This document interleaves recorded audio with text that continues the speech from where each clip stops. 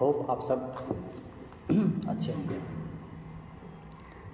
जैसा कि पहले माय डियर स्टूडेंट्स हमने डिस्कस किया था कि ग्रामर सेक्शन के बारे में, और आप लोगों का डिमांड था कि सर आप लिटरेचर में कुछ लेके आइए ना। तो ग्रामर हम लोग बहुत देख चुके हैं, तो कुछ लिटरेचर वाला सेक्शन भी कवर कीजिए। तो डियर स्टूडेंट, आज मैं आप लोगों के लिए लिटरेचर सेक्शन में लेके आया हूँ जो पर्ल एस बक है ना। पर्ल एस बक जो है ये एक लेडी है ना, और इनके बारे में मैं लेके आया हूँ जो इन्होंने आपके 12th का जो आपका लिटरेचर जो प्रो सेक्शन है उसमें आपका एक वर्क है जिनका नाम है India through a traveller's eye. तो my dear student, India through a traveller's eye जो लिखे हैं, जो राइटर हैं, उनका नाम है पर्ल एस बक।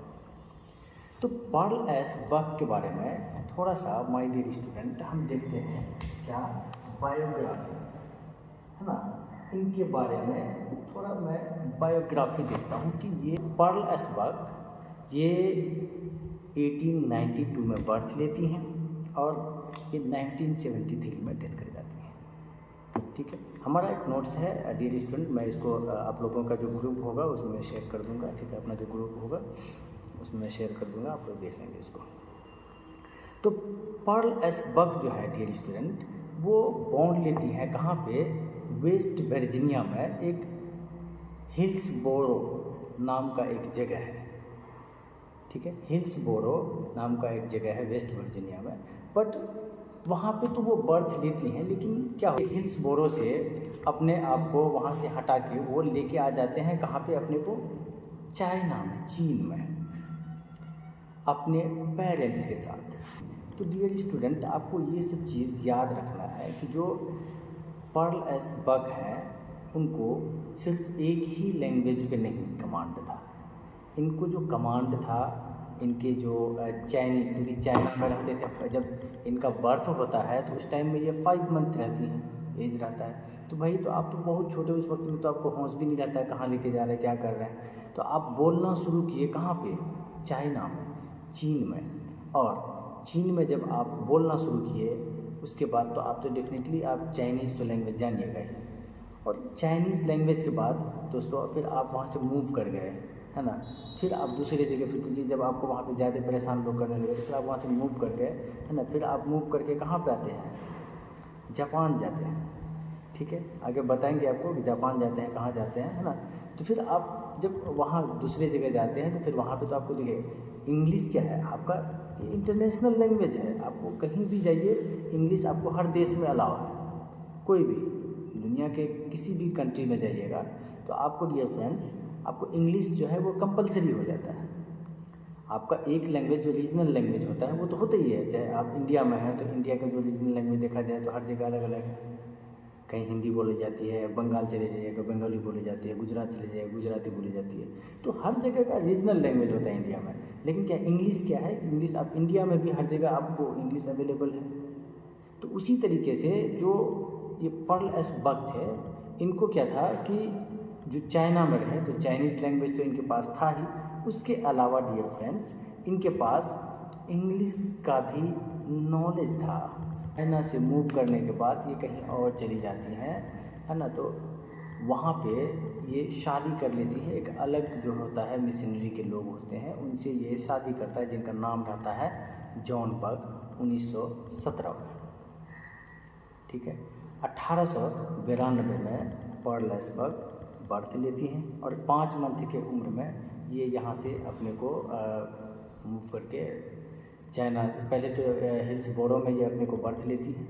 हिल्सबोरो से फिर ये मूव कर जाते हैं कहाँ, चाइना, इनके पेरेंट्स के साथ। फिर चाइना से मूव कर जाते हैं ये कहीं और, जिनका नाम रहता है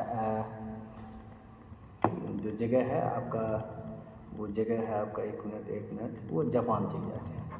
और जापान में डियर फ्रेंड वहाँ पे क्या होता है कि इनको एक जो मिशनरी है, अलग मिशनरी के बॉय हैं जिनका नाम है जॉन बक है ना, वो मिल जाते हैं और इनको उनसे प्यार हो जाता है। तो फिर आप वहीं पे जॉन बक से आप शादी कर लेती हैं 1917 में। है ना, आप शादी कर लेती हैं 1917 में, है ना, और दोनों एक साथ ही रहने लगते हैं प्रोविंस में। ये जगह है अहोई प्रोविंस, ठीक, वेयर, जहाँ पे क्या था कि आपका एक वर्क आया था the good earth takes place, है ना, जो आपका यहाँ पे जो आप रहे थे अहोई प्रोविंस में, वहाँ पे था। क्या हुआ कि ये 1 साल जापान में भी ये स्पेंड किए हैं इनके साथ। सॉरी, ये जो शादी हुई थी क्या नाम है इनका, जो जॉन बग से, ये अहोई प्रोविंस में हुआ था। प्रोविंस एक जगह है डियर फ्रेंड्स, है ना, तो ये प्रोविंस में इनका शादी होता है, वहाँ पे रहते हैं। उसके बाद फिर 1 साल के लिए वो जापान जाती हैं, और जापान में क्या होता है कि it was safe to return to China. तब वहाँ पे इनको फील होता है कि अब फिर सेफ है, हमको चाइना रिटर्न करना चाहिए। क्लियर है? यहाँ तक किसी को दिक्कत हो? Note at all. तो डियर स्टूडेंट, जब 1930 जब कहा कि स्टार्ट हुआ 1930s में, क्योंकि 1930s से बिफोर आप जाइए तो डियर स्टूडेंट आप ये देखेंगे कि पूरे वर्ल्ड जो है वर्ल्ड वार फर्स्ट में पूरा उलझे हुए थे। जो वर्ल्ड वार 1914 से स्टार्ट होता है और 1918 तक चलता है, तो पूरी दुनिया में अफरा तफरी रहता है। पूरी दुनिया जो है डियर स्टूडेंट परेशान रहता है, सब परेशान, एक दूसरे को, किसी का जान का कोई कीमत नहीं, अजीब कोलाहल टाइप की दुनिया हो जाती है इस वक्त। तो हर देश वर्ल्ड वार फर्स्ट से अपने को इम्प्रूव कर रहा था, क्योंकि उसमें बहुत सारी चीज़ें, बहुत सारी बीमारियां, बहुत लोग परेशान, और गरीबी जो है हर क्या बोलते हैं कंट्री का अलग लेवल पे था। तो उस टाइम में पर्ल एसबर्ग एक स्पीच देती हैं 1930 में, और क्या था कि डियर स्टूडेंट हम लोग उस टाइम में क्या थे कि आज़ादी के लिए सिर्फ क्या करते थे हम लोग, कभी यहाँ पे धरना, कभी वहाँ पे जंग, कभी ये लड़ाई, कभी वो लड़ाई, हमको मारा जाता था। कभी तो 1919 में हमको जालियांवाला बाग हत्याकांड में मार दिया जाता है। तो उसके बाद से क्या हुआ कि सब हम लोग मतलब ये कम करने लगे, और गांधी जी क्योंकि लीड करने लगे हर मोमेंट का, जहाँ भी जितना भी मोमेंट हुआ, है ना, तो वो लीडर रहे वही, तो जिसकी वजह से लोगों में मार काट कम देखने को मिला। उसके बाद से फिर हम लोग क्या शांतिपूर्ण सिर्फ ये करते थे कि हमको आज़ादी दे दीजिए। फिर जब अंग्रेज टूट गया डियर स्टूडेंट, तो अंग्रेज के टूटना ही हमारी आज़ादी है। जो वर्ल्ड वार सेकेंड हुआ 1939 में स्टार्ट होता है, और ये 1945 तक चलता है। तो इसमें क्या था कि सिर्फ मतलब वो जर्मनी वाले ही नहीं टूटे थे, जर्मनी ही ख़त्म नहीं हुआ था, जापान ही ख़त्म नहीं, बल्कि आप ये कहिए कि पूरी दुनिया जो है लगभग जो वर्ल्ड का जो कंट्रीज़ थे जितने सारे टूट गए थे, और अंग्रेज तो और ज़्यादा, क्योंकि आप इंडिया जो था वो थोड़ा क्योंकि इसमें इन्वॉल्व नहीं थे। वो आपका 4 वर्ल्ड वार फर्स्ट में देख लिए थे। इंडियन जो थे, हम लोग जो थे वर्ल्ड वार फर्स्ट में, उनका जो क्या था नीति था वो हम लोग देख चुके थे, तो जिसके वजह से हम लोग समझदार हो गए। तो फिर हम वर्ल्ड वार सेकेंड में उनके साथ में नहीं रहे। तो उसी में पर्ल एसबर्ग क्या करती हैं कि एक स्पीच देती हैं न्यूयॉर्क में, और आर्ग्यूम करती हैं against the need for foreign missionaries in China, कि मतलब फॉरेन जो मिशनरीज है उसकी ज़रूरत है कहाँ, चाइना में, चीन को जो है फॉरेन मिशनरीज की ज़रूरत है, और आप इसको फुलफ़िल कराइए। She was forced to resign as a missionary and return to US, और वहाँ से फिर वो रिज़ाइन करके अपने आप को, है ना, वो आ जाती हैं यूएस। अब डियर स्टूडेंट 1930 में वो फिर रिटर्न आ जाती हैं, है ना। अब देखिए इन 1935 और 1935 में देखिए क्या हुआ कि अपने जो हस्बैंड, किनसे, मिस्टर बग से, आपको ये नाम याद रखना है, मिस्टर बग जो है, जॉन बग जो है इनके हस्बैंड हैं, और इनका जो बर्थ होता है 1892 में इनका बर्थ होता है, और 1973 में इनका डेथ हो जाता है। और इनका जो बर्थ होता है ये हिल्सबोरो नाम का एक जगह है ना, कहाँ पे, वेस्ट वर्जीनिया में, और ये 5 महीने की उम्र में अपने पेरेंट्स के साथ ये चाइना आ जाती हैं, है ना। और उसके बाद क्या हुआ कि ये दोनों लैंग्वेज जानती हैं, नोट डाउन करते जाना है। जो पर्ल एसबर्ग हैं इनको बोथ द लैंग्वेजेस, है ना, सिनोज, उनको दोनों लैंग्वेजेस आती थी, चाइनीज़ एंड इंग्लिश।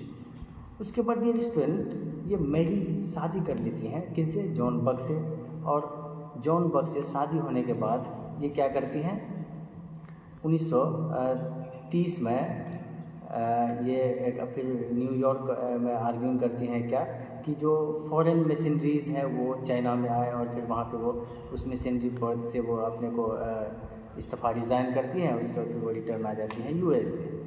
उसके बाद 1935 में ये क्या करती हैं, अपने जो हस्बैंड हैं, है ना, मिस्टर क्या